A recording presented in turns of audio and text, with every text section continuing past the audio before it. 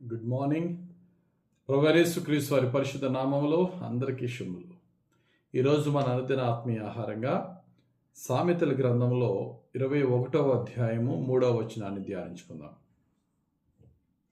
నీతి న్యాయములను అనుసరించి నడుచుకొనుట బలులు అర్పించుట కంటే యెహోవాకు ఇష్టము.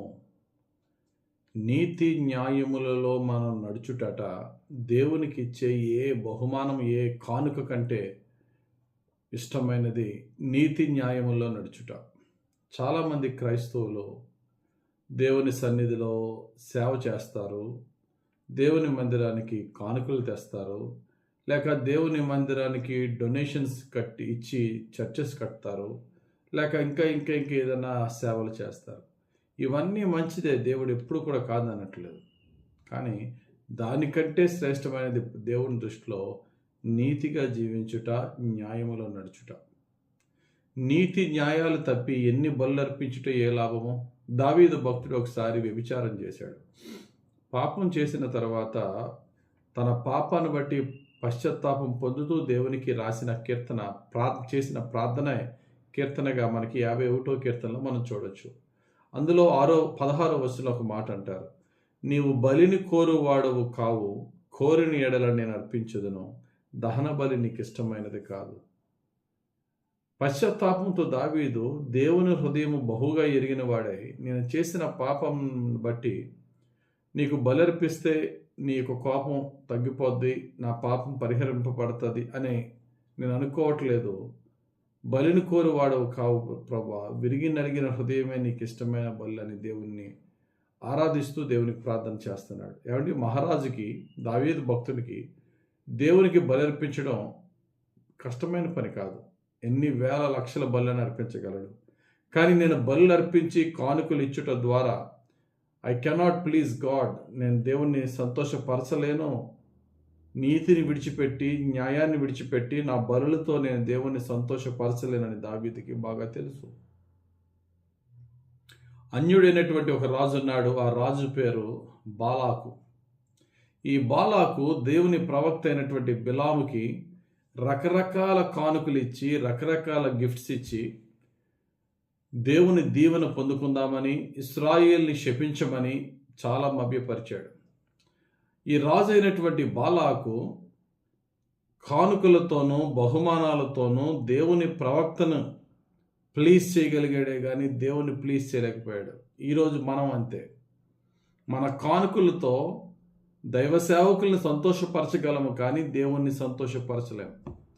మన కానుకలతో ప్రవక్తలకి గిఫ్ట్లు ఇచ్చి వారి యొక్క ప్రేమను, వారి యొక్క దీవెనలు పొందుకోవడానికి మనం ప్రయత్నించవచ్చేమో కానీ దేవుని దీవెనలు మాత్రం పొందుకోలేము.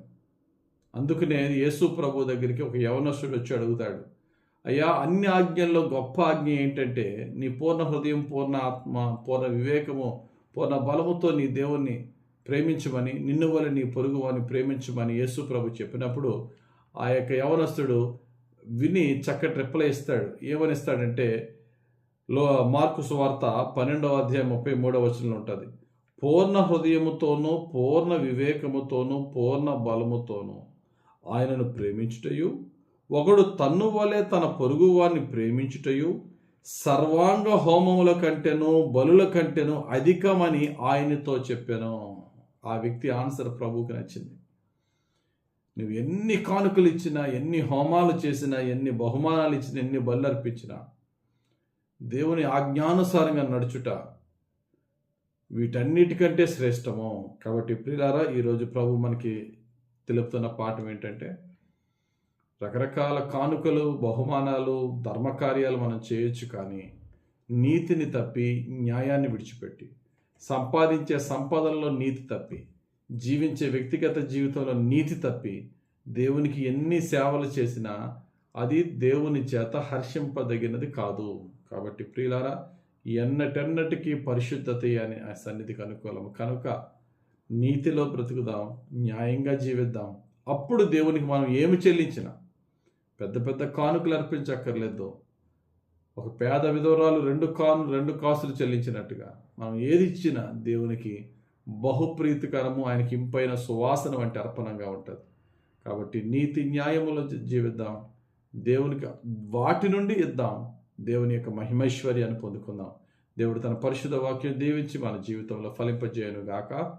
ఆమేన్. ప్రార్థన. మహిమగల తండ్రి, ఇచ్చిన ఈ వాక్యమును బట్టి స్తోత్రాలు. మా అనుదిన జీవితంలో, మా ఉద్యోగంలో, మా వ్యాపారంలో, మా పరిచర్యలో, కుటుంబ జీవితంలో, వ్యక్తిగత జీవితంలోనూ నీతిని, న్యాయమును కలిగి జీవించి నీ దయను పొందుకొని నీ యొక్క పరిశుద్ధమైన దయగల హృదయాన్ని సంతోషపరిచే జీవితము ఈ దినమున, ప్రతి దినమున మా చివరి శ్వాస వరకు జీవించే భాగ్యము, నీ నీతి న్యాయములలోనే జీవించే భాగ్యం మాకు, మా కుటుంబాలకు దయచేయమని యేసుక్రీస్తు వారి పరిశుద్ధ నామములో ప్రార్థించి వేడుకొంచున్నాం తండ్రి. ఆమెన్.